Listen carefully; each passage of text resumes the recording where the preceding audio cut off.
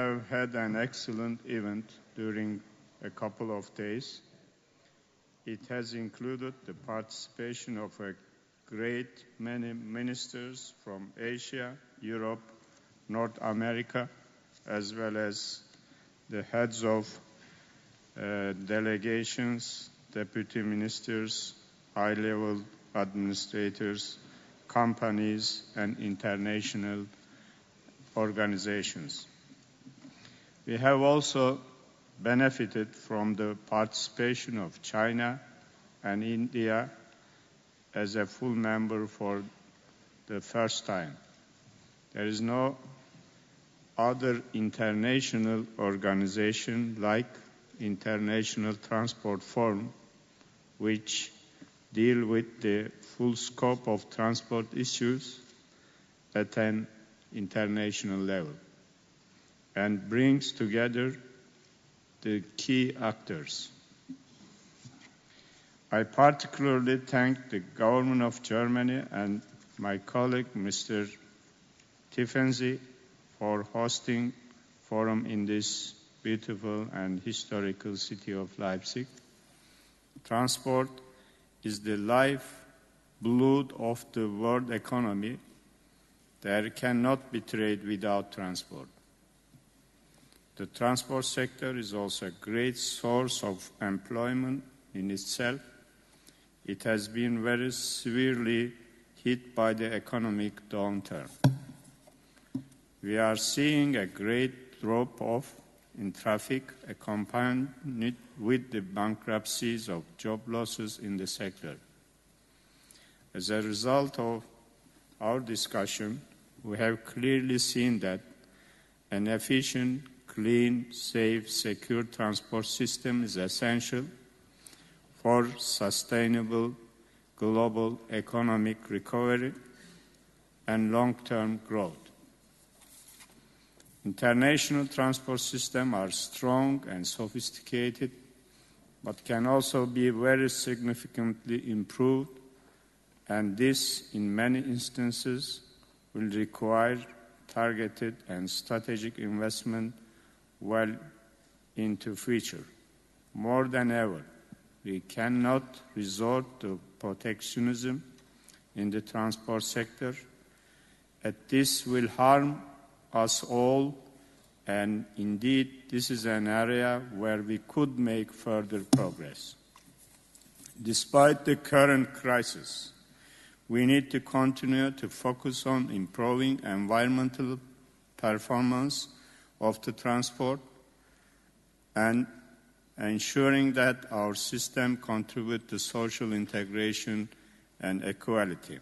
Furthermore, we need to continue to ensure that our transport system is safe and secure, while also facilitating smooth and reliable flow of goods and passengers. These are challenges that we all face and must continue to address in cooperation internationally. It has been a great honor for me, being a Minister of Transport, Republic of Turkey, to be president of this year's International Transport Forum.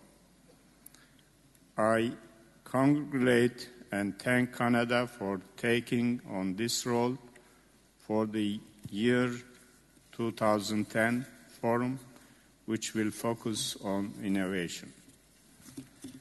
I would like once again thank Mr. Short and his staff for tireless effort, preparation in this conference. And also I would like to thank my staff for their continuous effort to be successful event. Now, before I invite Secretary General Mr. Short, I just would like to say during these 3 days, what we see mainly the common decision, common suggestion was the investment infrastructure of transport system has to be go on. No stop for sustainable development. Investment in infrastructure is essential. And to overcome the global economic crisis, transport world come together, cooperate each other, and reduce the direct and indirect barriers in front of transport sector. Finally, what we see that environmental subject is becoming more and more sensitive, so that innovation in transport sector is essential the year to come. Once again, I thank you all for your participation. Now I invite Mr. Jack Short and to say a few words. Thank you, Mr. Minister Yıldırım. Jack, the floor is yours. Thank you very much. Thanks also to the press, because we have had many press people here and much press interest, and we welcome that. Transport is a very important topic, and we like to see the debates in transport in the press. You see how difficult things are.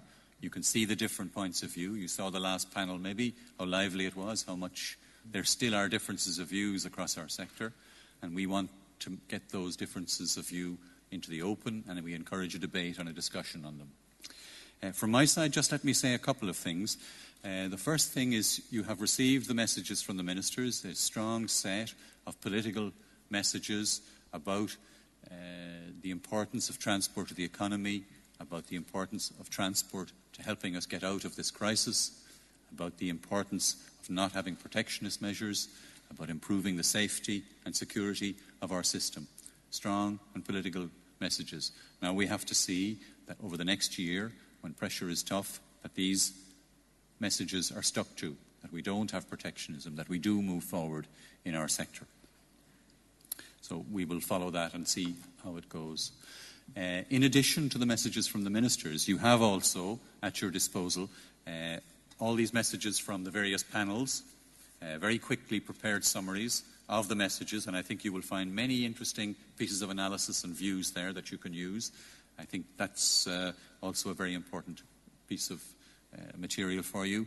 We have also other material underway, and we will make sure that you all get it so that you can use it. We agreed on many things in the conference, but there are many areas where we're still not sure. And let me just give you a couple of examples. We had a lot of debate about the downturn and when is it going to end?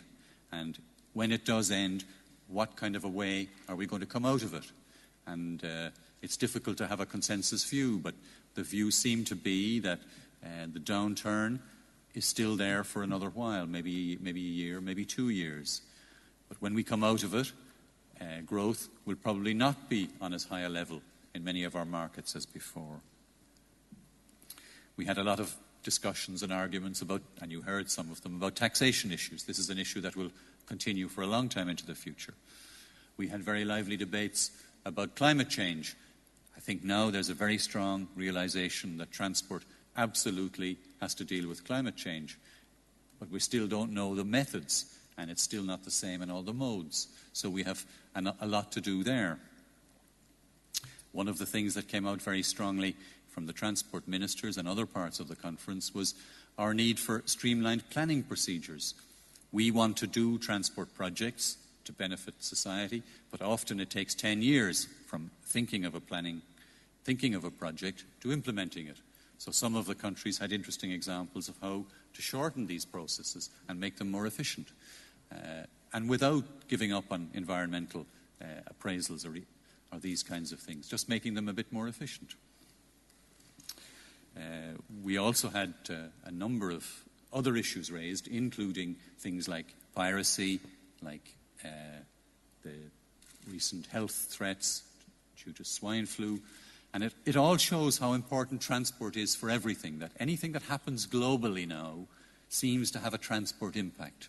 And it really shows how transport is so central to our economies and to our lives. And I think that's an important message. So, ready for questions if you wish. Thank you. Thank you, Jack. Just a few additional information from my side. In these last 4 days, we welcomed here more than 900 participants and guests. You were able to follow 9 workshops and 5 panels with more than 100 speakers altogether. And I'd like to draw your attention and to ask you to bookmark that already in your calendar. The Forum 2010 will be held on the topic Transport and Innovation from 25th to 28th of May next year, also here in Leipzig, and you're very welcome then again. But now the floor is yours, please. Yes, please. Yeah, there is interpretation. You can ask your questions in English, French, German and Russian. Thank you. Ich habe 2 Fragen. There are 2 questions. Just a little bit slower.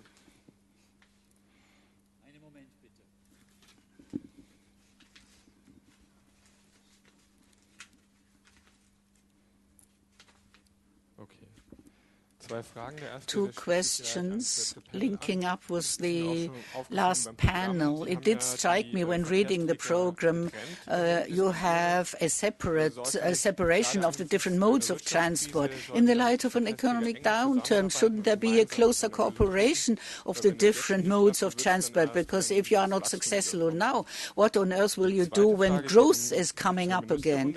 Then the ministerial round, did you talk to the United States about the container screening, the security of supply chains here? And the last point of your paper here was security must have a payoff, it must be payable. And would the United States go away from the 100% container screening?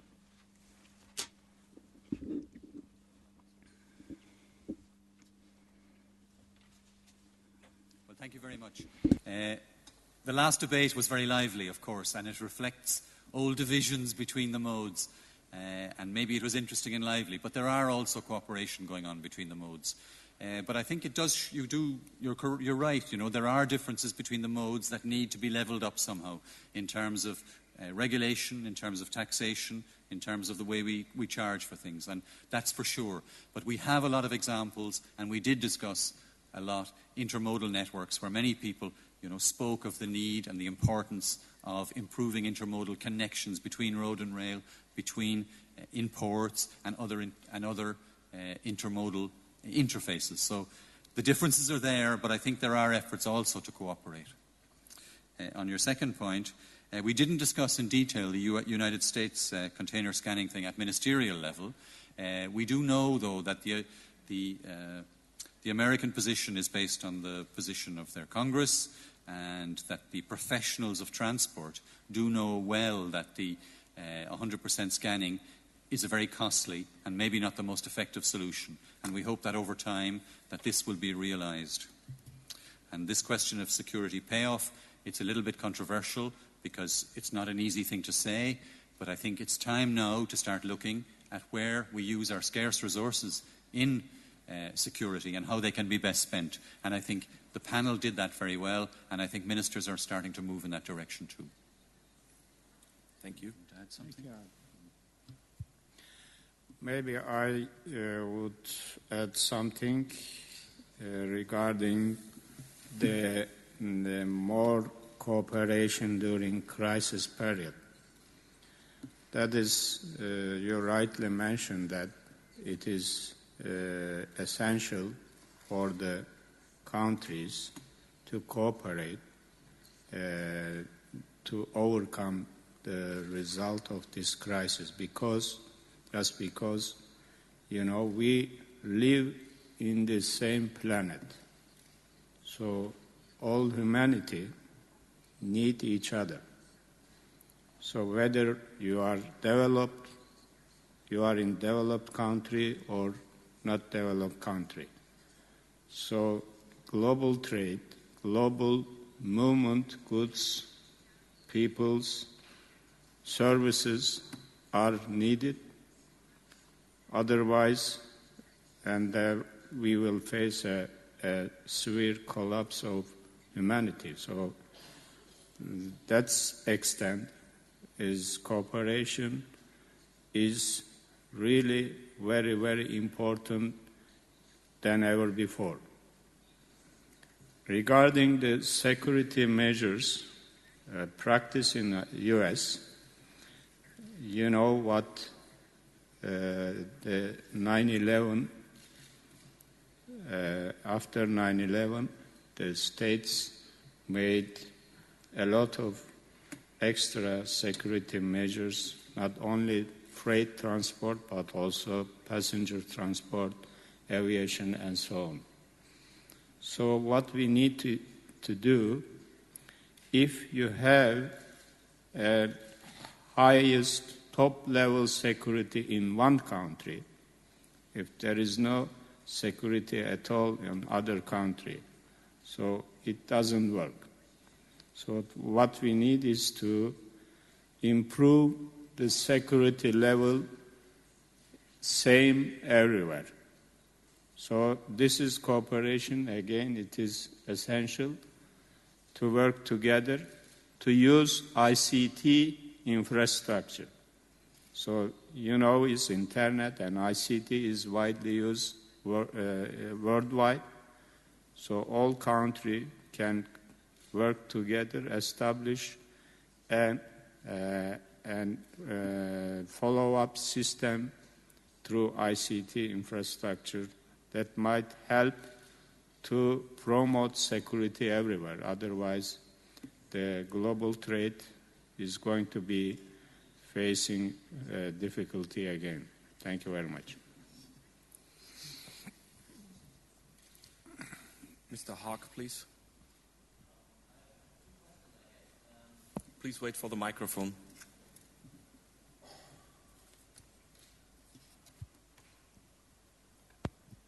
I have two questions. They'll both go in the same direction. My first question is, what's the most important message of ITF 2009 going out to, as I would call it, the common man? What would it be for those who are traveling by train, by car, by airplane? I don't know.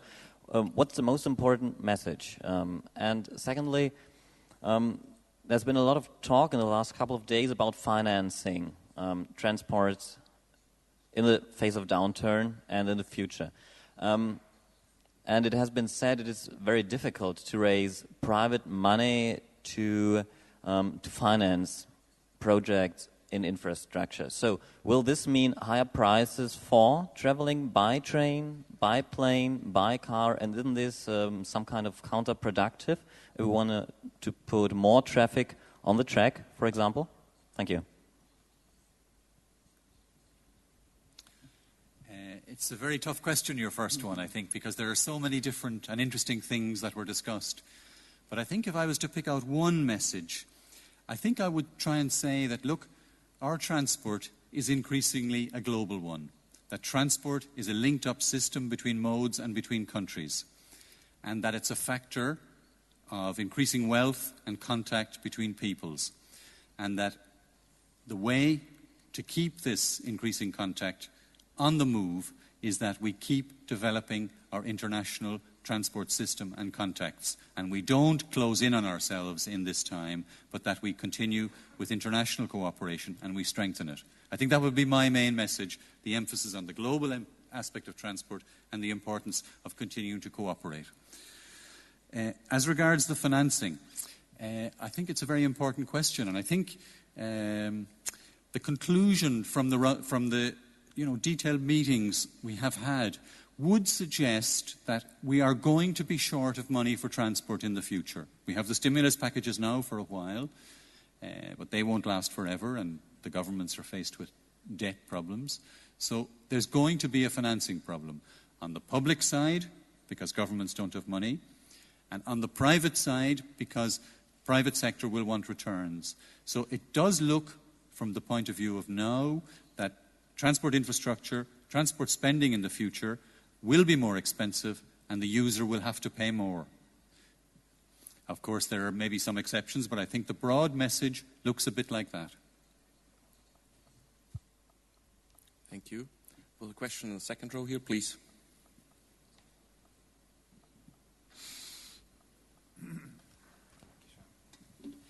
May I ask a question in Turkish?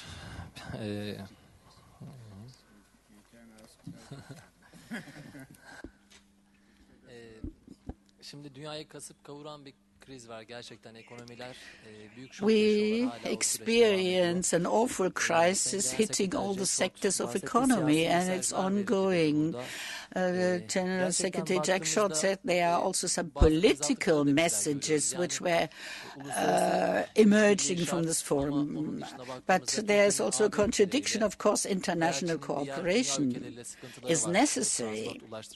But look at China or some other countries where you have protectionist measures which have been undertaken. But in their messages, they say this is not good. So this is what we also experience. On the other hand, we were representatives of these countries attending these meetings. Could you refer to these political messages which were emanating from the forum? What kind of messages were emanating here? How do we fight protectionism and reduce it? Because we are going through heavy waters now. For example, the swine flu was a topic for everybody, but on the international level, we have a back and forth movement of goods and services. The countries are interconnected with each other. And what would be the effect of the crisis on international transport? Evet, soru kriz, dünyada yaşanan ekonomik kriz. The economic crisis was mentioned by you. On number channel 7 to English. Ekonomik kriz nedeniyle the economic crisis ciddi anlamda also bunu biliyoruz. has an impact on the transport sector, having a detrimental effect. Well, whatever the platform was, G20 or other international encounters, this topic pops up time and again. And the countries who have a say in world trade point out time again that one should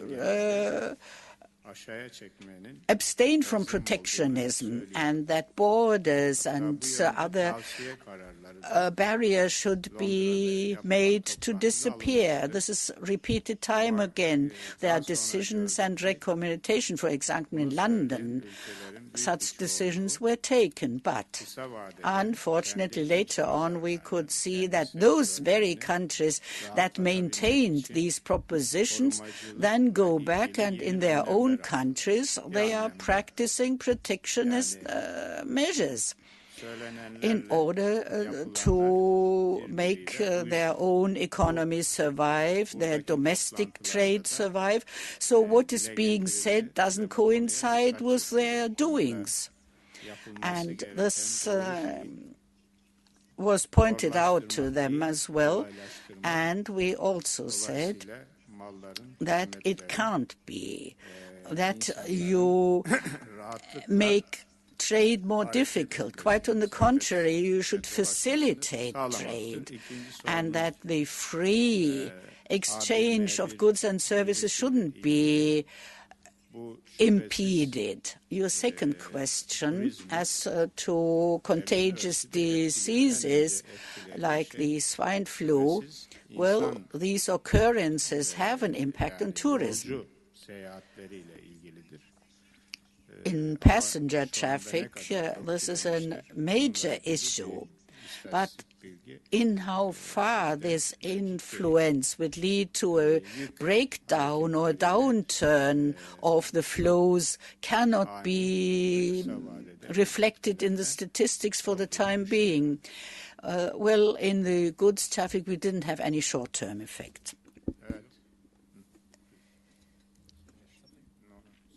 Just to to add a point or two on the international transport impacts. I mean, you saw during the conference that the international transport impacts are very severe and that transport is down maybe 20% when production globally is down 2 or 3% and trade is down 9 or 10%. So the transport sector has been hit very hard. And some of the additional consequences of that raised during the event were, for example, that this will slow the changeover in equipment, in ships, in trucks and so on, that we will have more and more old trucks, more and more old ships, because now there will not be the money to invest. And so this is a problem from the environmental point of view, that we will not improve as fast as we had hoped on the environment. So that's a number of impacts on the international side. On the point you raised about protectionism, I think it's a fair point, and it's a risk. And I think the ministers understood that, and we had some very good statements by ministers who gave specific examples of where they are under political pressure to make some protectionist measure because of a domestic policy issue, but that they try to resist it. So I think ministers are trying to do it, but there is political pressure at home. And all I can say to you is that at least they have said this good thing, and we can follow them afterwards and say, ministers, you said this, so now please do it. But on the domestic agenda, there's a lot of political pressure, of course. But at least they said the right thing. Thank you. Any more questions? That is not the case. Then I thank you all very much. I thank our interpreters, and I wish you all a very good journey back home. And we would like to welcome you again in 2010. Thank you.